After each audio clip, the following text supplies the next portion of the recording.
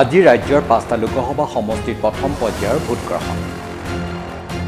এই 5টা লোকসভা সমষ্টিৰ অন্যতম 11 নং শোণিতপুৰ লোকসভা সমষ্টিত 9টা বিধানসভা সমষ্টিৰে গঠিত সমষ্টিটোত গহপুৰ বিধানসভা সমষ্টিত বৰ্তমান মহিলাৰ দ্বাৰা পৰিচালিত এটি ভোট কেন্দ্ৰৰ পৰিৱেশ।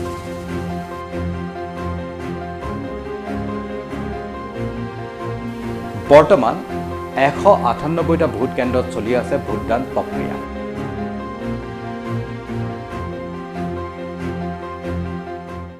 আমি অনুভৱ মানে কি বুলি ক'ম, এতিয়া ভোট দি ওলাইছোঁ আৰু এতিয়া সকলোৱে ভোট দি আছে, গতিকে আমাৰ নিজৰ পাৰ্টীক আমি ভোট দিছোঁ, তেওঁ যেন বিজয়ী হয়, সেয়াই আমাৰ আশা। তো আপোনাৰ গণতান্ত্ৰিক অধিকাৰ সাব্যস্ত কৰিবলৈ আহিছে, কি ক'ব?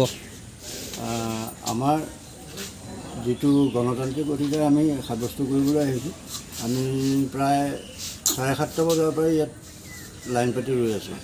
গতিকে এতিয়া প্ৰায় সময় হৈছে, ভোটটো দি পেলাই আমি নিজৰ নিজৰ কৰ্মত যাম। সকলোলৈকে ৰাজনৈতিক অভিনন্দন যাচিছোঁ। আজি প্ৰথম পৰ্যায়ৰ নিৰ্বাচন আৰম্ভ হৈছে, আমাৰ শোণিতপুৰতো হৈছে।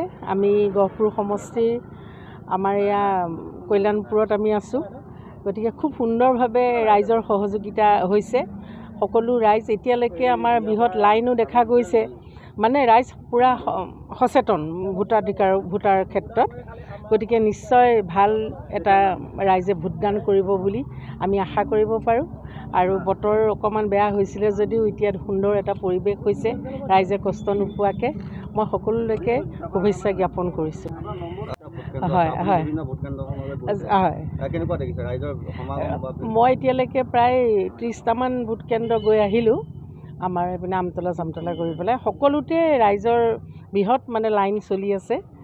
গতিকে সকলো মানে এইটোৱে ভাল লাগিছে যে যিটো ভোটাৰ অধিকাৰৰ যিটো সজাগতা, সেইটো কিন্তু ৰাইজে সঁচাকৈ উপলব্ধি কৰিছে আৰু তেওঁলোকে আগবাঢ়ি আহিছে।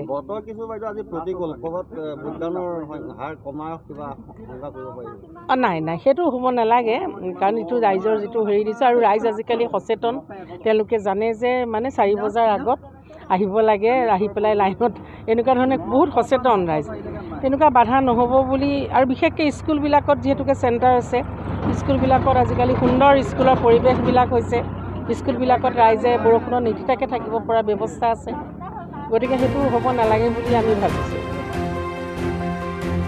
গহপুৰৰ পৰা অৰূপ ভূঞাৰ প্ৰতিবেদন, টাক্স অফ 24 ইণ্ডিয়া।